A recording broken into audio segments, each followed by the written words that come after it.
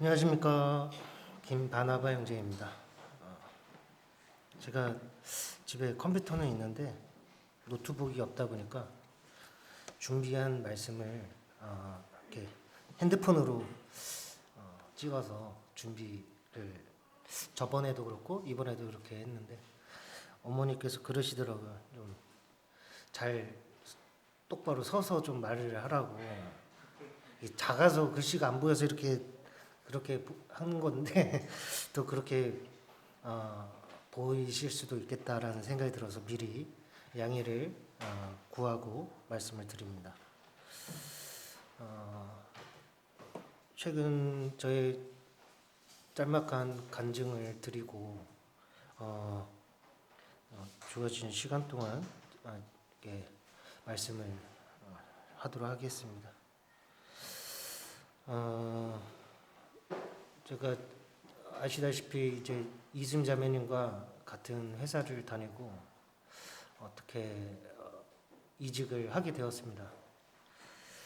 이직을 해서 바로 퇴사하고 다음 날 면접을 보게 되었고 정말 페이도 갑자기 좀 많이 올려받는 그런 케이스가 되었어요.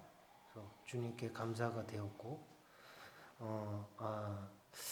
정말 주님께서 함께 하시는구나라는 그런 생각이 들 정도로 모든 것을 순조롭게 이어지는 그런 기분이 들었습니다.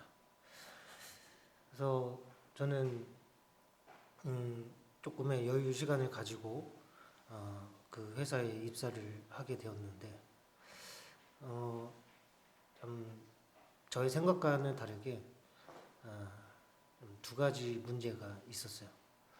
첫 번째는 보통 이 전문직이다 보니까 이런 일을 할 때에는 전문적이다 보니 이 일을 해보면은 금방 알 수 있지만 이 회사의 시스템과 어떤 그런 것들에 적응을 할 수 있는 시간을 보통 3달 정도를 주게 되는데 그 시간이 안 되었고 3주 정도가 되었는데 벌써 이렇게 사장님께서 막 말씀을 하시더라고요. 그래서 그게 너무 기분이 안 좋은 거예요.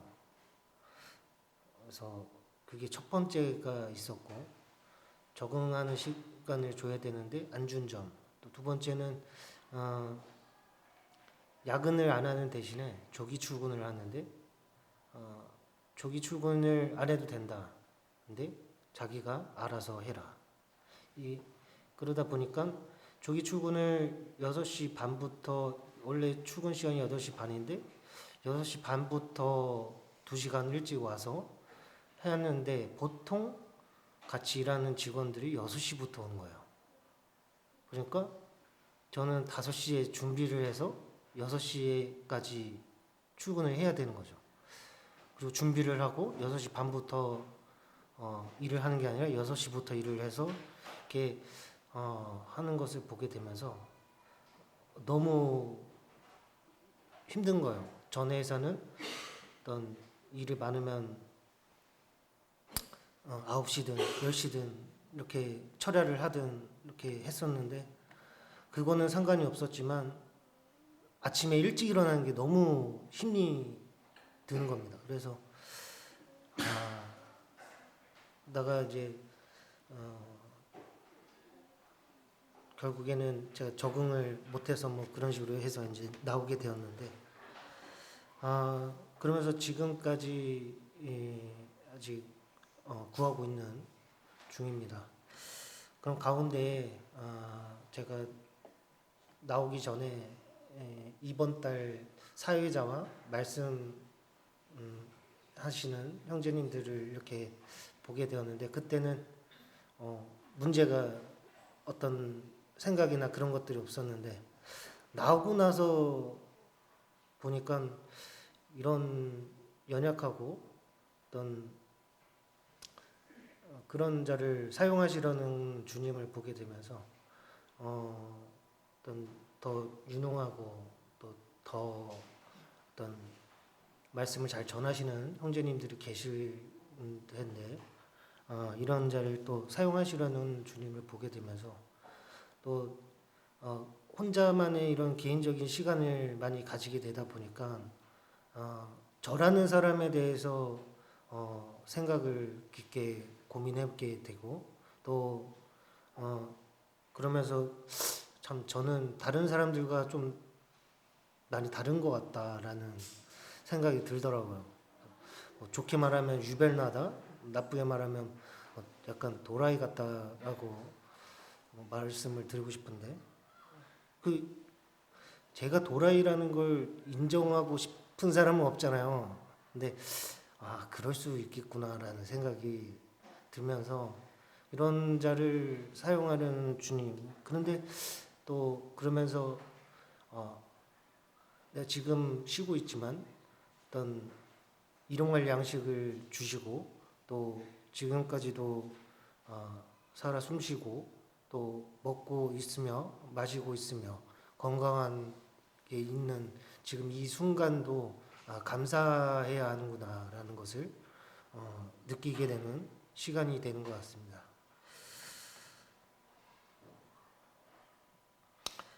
오늘의 주제는 믿음으로 사는 사람들이라는 주제를 가지고 교제를 하고 싶습니다. 믿음으로 사는 사람들의 어떤 특징을 우리가 보면요, 어떤 세상 사람들과 주님을 믿고 주님을 영접한 우리들은 차이점을 보면 주님의 사랑을 알았는데 알고 믿냐, 또 아예 알지 못하는 사람들도 있겠죠. 또 근데 거의 요즘에 대부분 알지만 다시 알았고 믿었지만 또 세상의 유혹에 빠져서 세상으로 다시 흘러가는 사람들도 있고, 어쨌든 중요한 것은 그것을 알고 지금까지 주님을 함께 동행하는 것을 믿냐 안 믿냐에 참 그게 큰 특징인 것 같습니다. 그러기에 어떤 일들에 대해서도 모든 일들을 시작과 또 과정과 그 마지막 끝까지도 주님께서 동행하시냐라는 것을 믿는 것, 이것이 큰 차이점이 있지 않나라는 생각을 하게 됩니다. 시편 90편 10절에 다들 아시는 말씀이시니까 인생의 연수가 70이요 강건하면 80이라도 그 연수의 자랑은 수고와 슬픔뿐이요 신속히 가니 우리가 날아가나이다. 정말 이 말씀을 항상 묵상하게 되면은 어떤 생각이 드냐면 제가 올해 34인데 70이면은 벌써 인생의 반을 산 거예요. 뭐 한 게 없는데, 뭐 이룬 것이 없는데 벌써 인생의 반을 훌쩍 지나간 것을 보게 되면 나머지 근데 인생의 반을 어떻게 살아가야 하냐라는 생각을 해보게 됩니다. 이 인생의 반을 어떤 세상의 사람들처럼 나는 세상의 유혹과 정욕과 그런 것들 따라서 어떤 클럽을 다니고 또 뭐 세상의 여자들과 놀고 어떤 돈을 자기가 원하는 대로 그렇게 사는 것이 아닌 정말 주님이 기뻐하시고 주님 안에서 이 주어진 이 삶 가운데 남은 인생 가운데에서 어떻게 하면 멋지게 살아가야 할까? 그 멋진 삶이라는 세상 사람들의 어떤 기준이 아닌 그리스도인들이 그리스도로 예수께서 오셨을 때 기뻐하시는 삶의 기준, 그 기준 가운데에서 멋진 삶을 살아가자라는 생각이 들더라고요. 에레미야 10장 23절에 여호와여 내가 알거니와 인생의 길이 자기에게 있지 아니하니 걸음을 지도함이 걷는 자에게 있지 아니하나이다.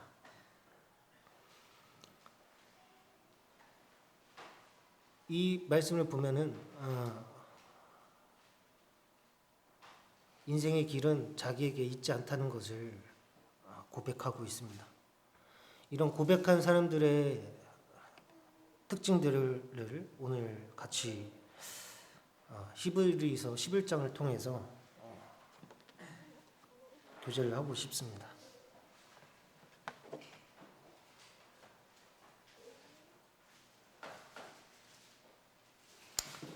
11장 33절부터 38절까지 공독하도록 하겠습니다. 다 찾으셨으면 같이 읽도록 하겠습니다. 시작. 그들은 믿음으로 나라를 이기도 하며 의를 행하기도 하며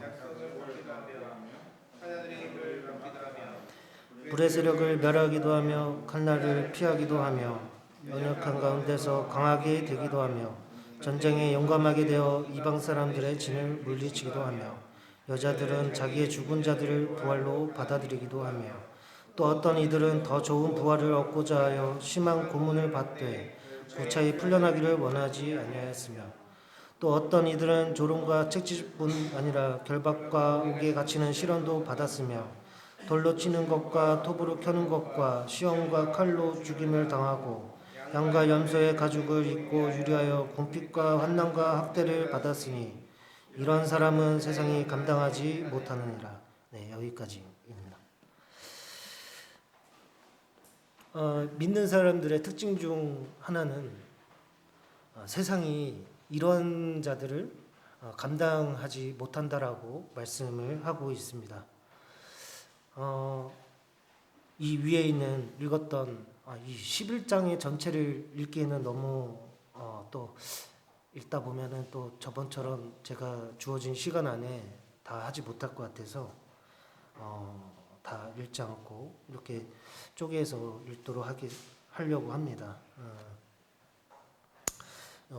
히브리서 11장을 너무 다들 잘 아시기 때문에 많은 믿음의 선진들이 즉 세상이 감당하지 못하는 사람들에 대해서 그들이 어떻게 살아왔고 그들이 어떻게 살았는지에 대해서 짤막하게 요약하고 있습니다.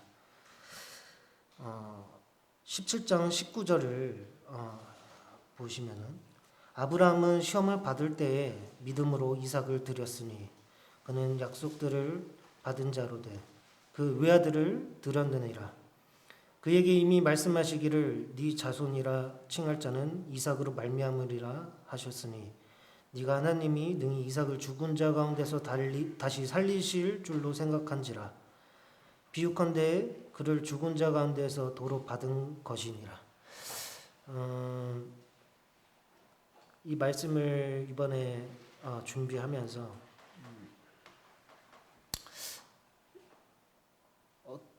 어떤 말씀을 저를 통해서 준비하게 하실까라는 저는 생각을 해보게 되었어요. 한 달 좀 전에.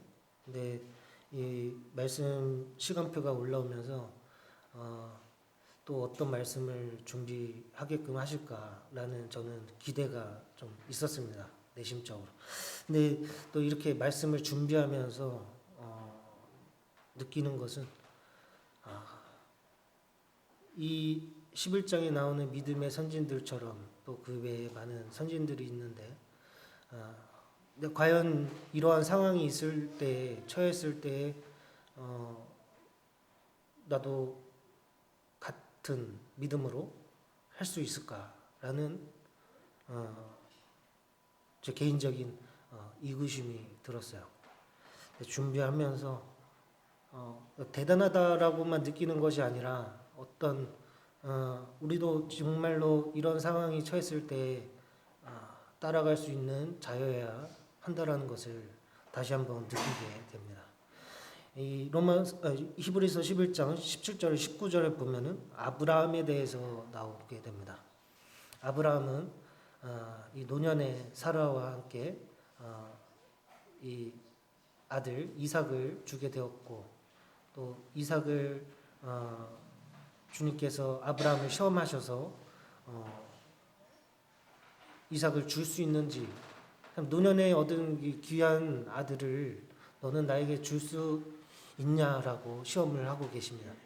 근데 이때 아브라함은 어떤 생각을 갖고 있었냐면은 어떤 다른 일말의 망설임도 없이 다시 주실 것을 또 다시 살리실 것을 믿고 있었기 때문에 망설임이 없었던 것을 보게 됩니다.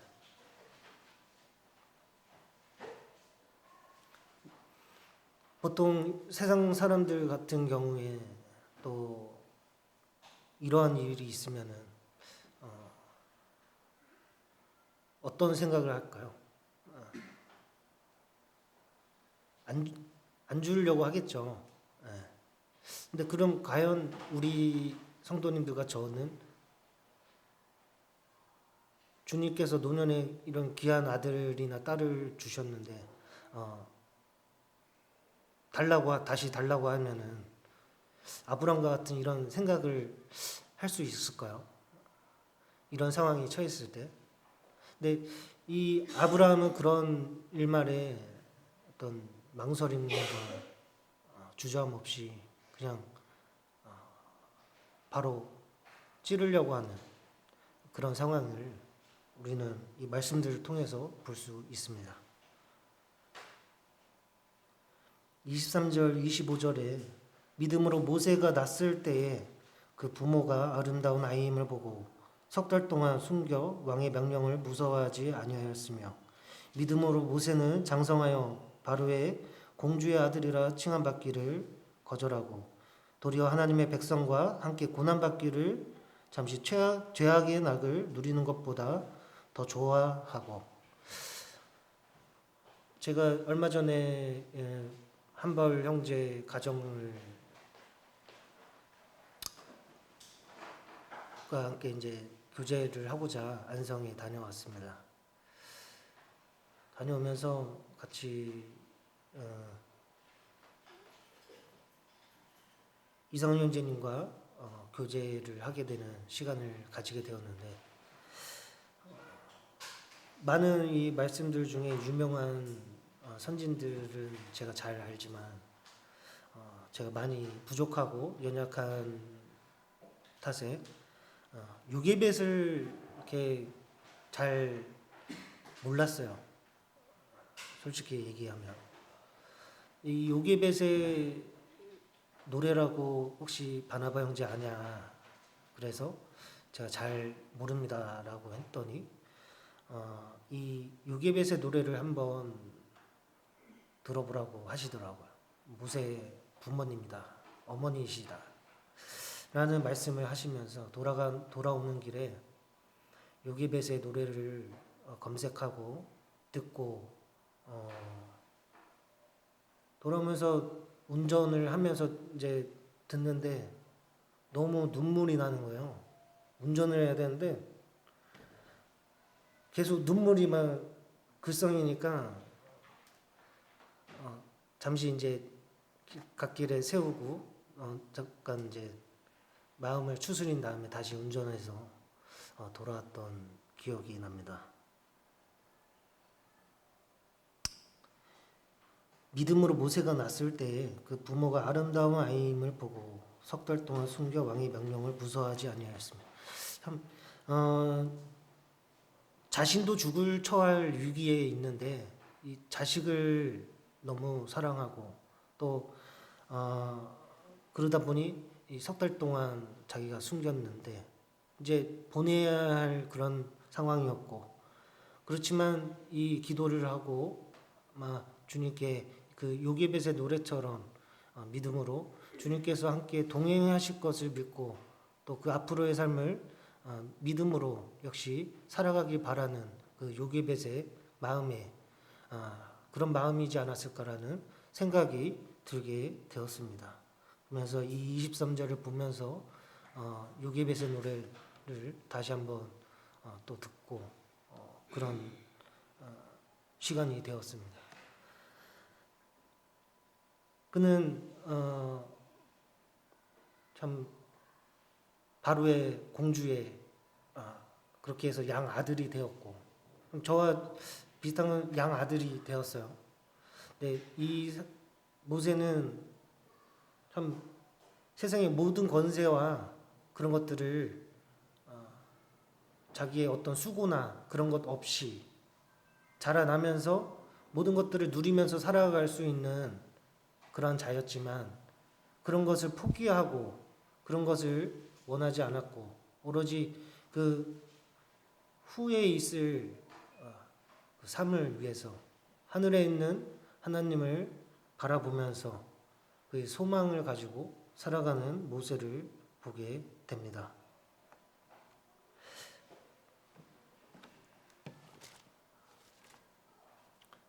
다니엘서 6장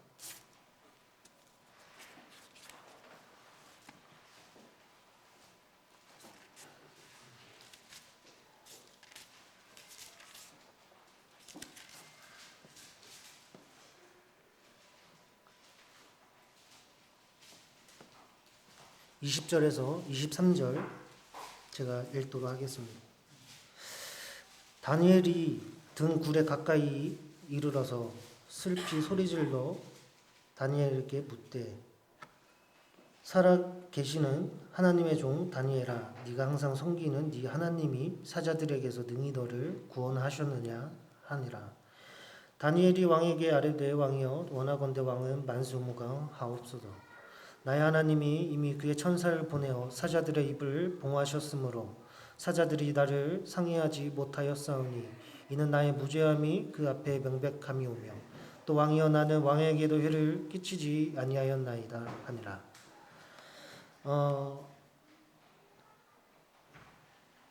이 말씀을 다들 잘 아시겠지만 다니엘이 항상 주님 앞에서 그 다락방에서 기도를 드리는 하루에 3번을 이렇게 같은 시간에 하는 것을 보게 됩니다.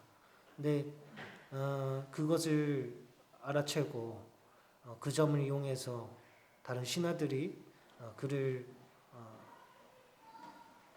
이 사자굴로 빠뜨리려고 하는 이 계략을 짜고 그로 인해서 이 왕을 외에 다른 신을 섬기는 자들은 사자굴에 처하겠다는 어떤 그들의 음모에 빠져 사자굴에 빠졌지만 주님께서 구하시는 오로지 어떤 왕의 명령이나 왕의 법이나 어떤 이 나라의 국가의 법이나 그것이 위반을 하더라도 그 무엇보다도 주님의 원하시는 일이 더 중요하고 주님께 드리는 것이 더 중요한 그런 다니엘의 믿음을 보게 됩니다. 이 말씀들을 또 준비하면서 전에 저희 반이었던 저희 청년부 반인 이제 몇몇 청년들과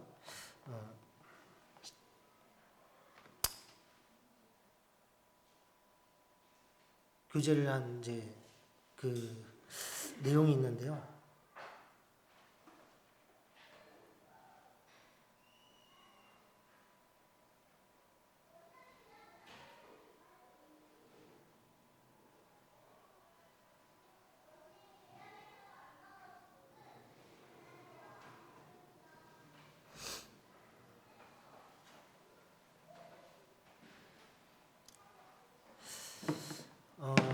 우리가 이제 최근에 이제 이 성경에 나오는 인물들 중에 어떤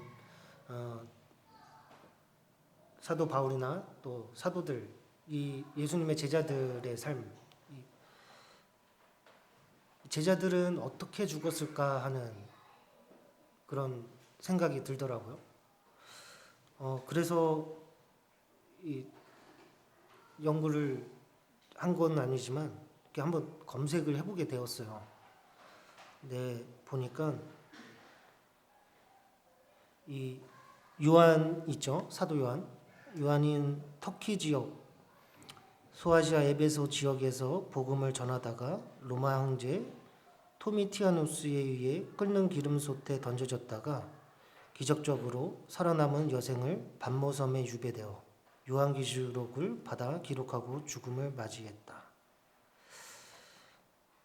베드로, 로마에서 십자가형을 선고받고 예수님을 모른다고 부인한 자신의 죄를 기억하고 자신은 예수님과 같은 방법으로 죽을 가치가 없다고 생각하여 로마의 요구에서 십자가에 거꾸로 못 박혀 순교를 당한 라고 되어 있어요. 또 야고보, 요한의 형제죠.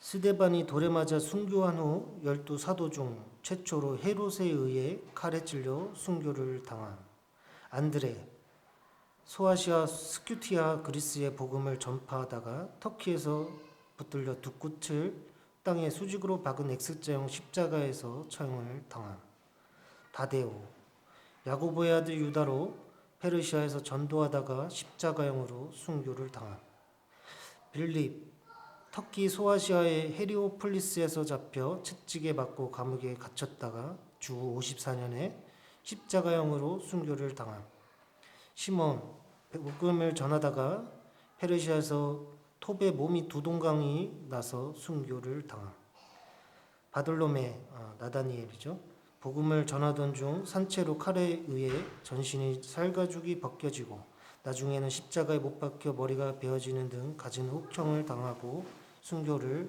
당한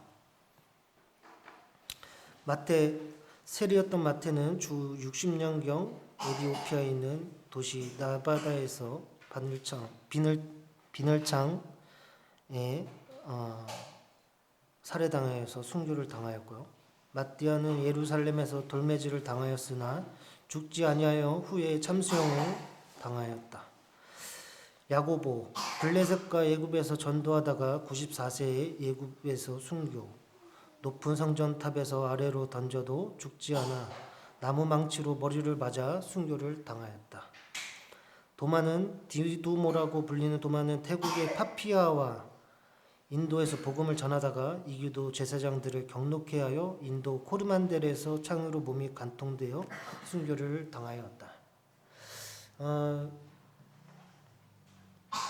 참 이 말씀을 보게 되면서 이것이 정확한 어떤 것은 저도 잘 모르겠습니다만, 그 당시에도 역사학자들이 있었고 또 그 역사학자들은 예수님이 실존하였고 또 그의 제자들도 실존하였다라고 증명을 하고 있습니다.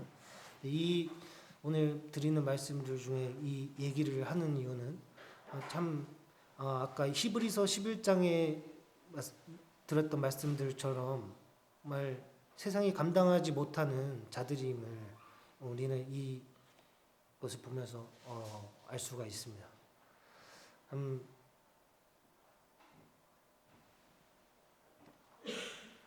요한은 94세에 죽었다라고 되어 있는데 밤모라라 하는 요한계시록의 1장에 나오죠. 밤모라라 하는 섬에 유배되어서 거기서 생을 마감하게 되었는데 거기서 요한계시록을 썼고 또 근데 이 요한을 저는 생각하게 되면서 이런 생각이 들더라고요. 요한의 마음은 어떠했을까? 모든 자신의 이제 같은 제자들이었던 뭐 베드로 또 형제 이제 야고보 뭐 많은 제자들이 있었는데 모두 다 순교를 당했고 그것을 알고 있던 요한은 자기 자신도 죽을 뻔했지만 어떻게 그래 살아남아서 유배되어서 이렇게 있는데 어떠한 마음이었을까라는 저는 고민을 해보게 되었어요. 그래서 마치 전쟁에서 전우들과 함께 싸우다가 어떻게 자신도 죽을 뻔했지만 살아남아서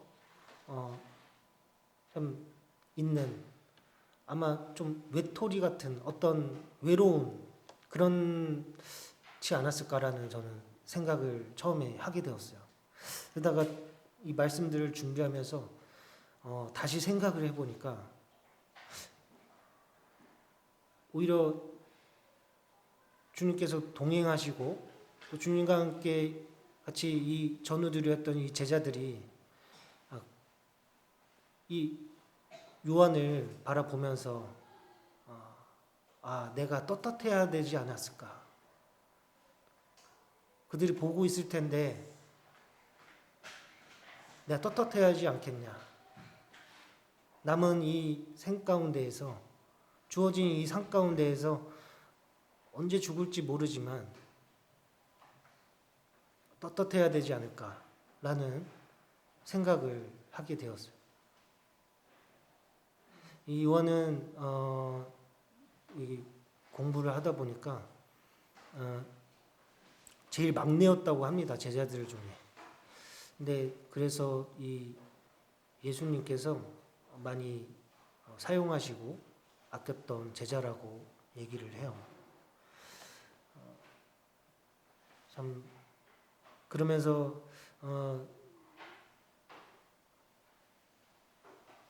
아껴서 이 94세까지 또 90에서 100세라고 어떤 학자들은 얘기를 하는데 그때까지 살린 것인가 아니면은 뭐 저는 개인적으로 그런 생각이 듭니다만 근데 그러지 않고 어떤 주님의 또 다른 어떤 계획이 있지 않았을까. 그것이 바로 요한계시록이라고 저는 이렇게 생각이 들더라고요. 그러니까 유배되기 전에는 요한복음과 요한 3서를 쓰고 또 그러면서 그 후에 밤모라라는 섬에 유배되고 또 거기서 요한계시록을 그 주님의 보여주시면서 7개의 교회에 서신을 보내게 되고 주님의 어떤 계획이 있었던 것이 분명함을 볼 수가 있습니다. 보면서 또 바울을 말씀을 안 할 수가 없더라고요. 준비하면서.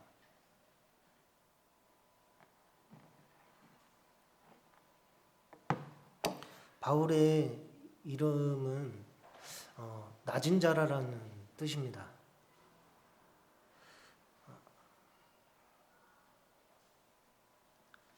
그가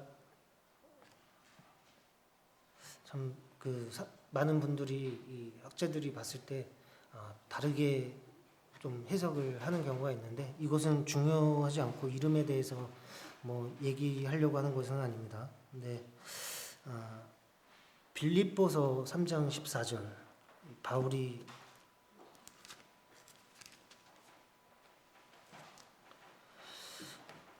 이런 말씀을 합니다. 표대를 향하여 그리스도 예수 안에서 하나님이 위에서 부르신 부름의 상을 위하여 달려가노라. 또 디모데후서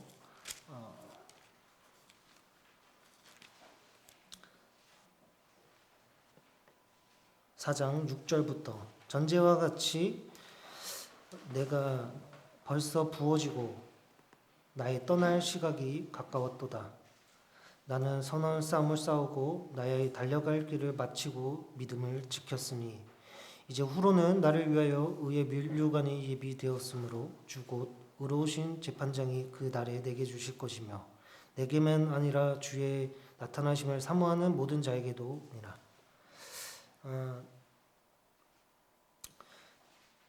이 말씀을 제가 되게 좋아하는 말씀들인데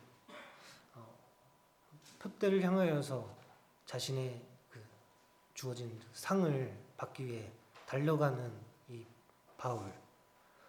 또 디모데후서는 다들 아시다시피 디모데에게 옥중에서 보내는 그의 생애의 마지막 서신이고 또 그 서신을 통해서 자기 자신이 죽을 날이 가까웠음을 암시하는 그런 편지임을 보게 되며 또 그러면서 가까웠지만 그것에 대해서 나는 어떤 질질 짜거나 슬프거나 그런 것이 아니라 오히려 담대하고 곧 주님을 뵈러 간다. 그러니 디모데야 너도 이러한 마음으로 주어진 멋진 삶을 주어진 삶 가운데에서 멋진 삶을 살기를 바란다라는 의미로 저는 들리더라고요.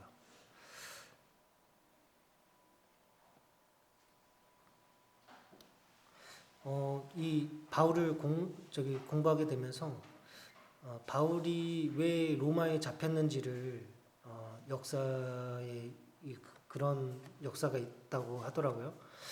네로 황제 때 이 로마에 많은 성들이 있었는데 이 화재로 인해서 많이 소실이 되었습니다.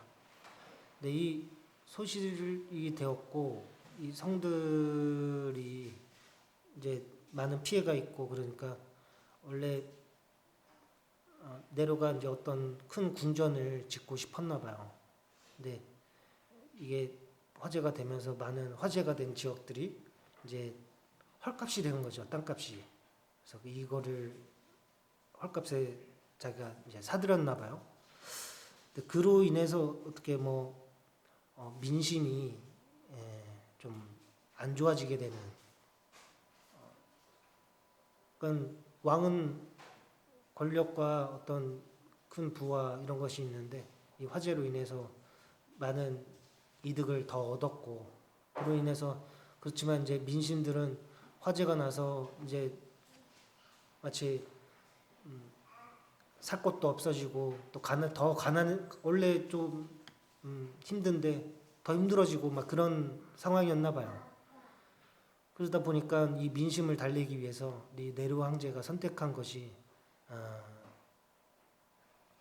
신흥 종교인 이 기독교, 예수님을 믿는 사람들을 붙잡아라. 이들에게 한마디로 좀 이슈를 돌리고자 이들에게 죄를 덮어씌우고자 마치 그런 것을 기록하게 된 것을 보게 되었어요. 근데 그러면서 이제 그 중에 일선에서 뛰고 있는 사도 바울을 붙잡았고 이 사도 바울이 그 옥중에 갇혀 있을 때에 보내는 서신이라고 보게 됩니다. 근데 이 바울이 어떻게 죽었는지에 대해서는 나와 있지를 않아서 제가 한번 검색을 해보고 또 찾게 돼봤어요. 그러니 성 안에서는 어떤 죽이면 좀 그러니까 항상 이 사형이나 이런 것들은 범죄 죄수들을 사형시킬 때 성 바깥에서 하는 것을 보게 되는데 그래서 이 성 밖으로 나와서 그를 돌 위에다가 목을 놓고 단두대를 쳤다고 합니다. 그렇게 된 바울에 보면서 이 죽기 직전에 이 디모데 후서를 디모데에게 보내면서 참 저 같았으면은 뭔가 억울하잖아요. 자신은 무죄한데 죄가 없는데 여기 끌려와서 내가 하지도 않았던 거를 갑자기 지금 나는 여기 감옥에 갇혀 있어야 되는 것이 아니라 주님 일을 하고 복음을 전해야 되는데 왜 주님 저를 감옥에서 썩게 하다가 죽게 하십니까? 라고 하지 않았어요. 저였으면 그랬을 것 같아요. 더 많은 주님을 안 믿고 주님을 모르는 사람들에게 저 멀리 땅끝까지 복음을 전하는 게 오히려 더 유익이지 않습니까? 라고 저는 반문했을 것 같다는 생각이 저는 들더라고요. 근데 바울은 이러한 상황에서도 담대하고 오히려 디모데에게 이런 마지막 편지를 보내게 되면서 믿음을 지키고 또 자신이 지켜왔고 선한 싸움을 다하고 달려가는 지금 이 상황에서도 이럴지라도 디모데 너도 이러길 바란다 라고 하는 그런 말씀 같더라고요. 그래서 이 오늘 말씀을 준비하면서 많은 좀 눈물이 흘렸습니다. 아, 내가 많이 부족하고 연약하구나.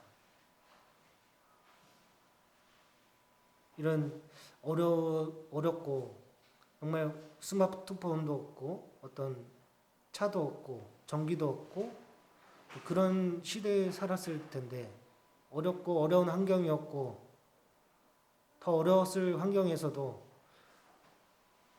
정말 세상이 감당하지 못하는 믿음을 지키고 오직 그 하늘의 소망을 바라보면서 살아가는 이 믿음의 선진들을 보게 되면서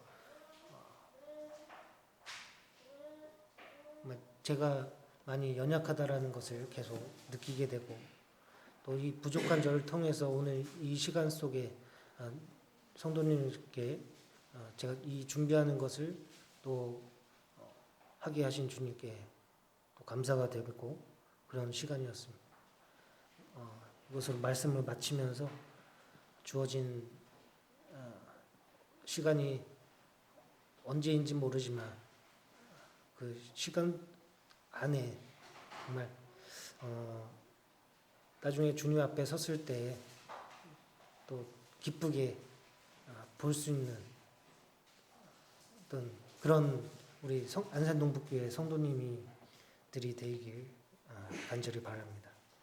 감사합니다.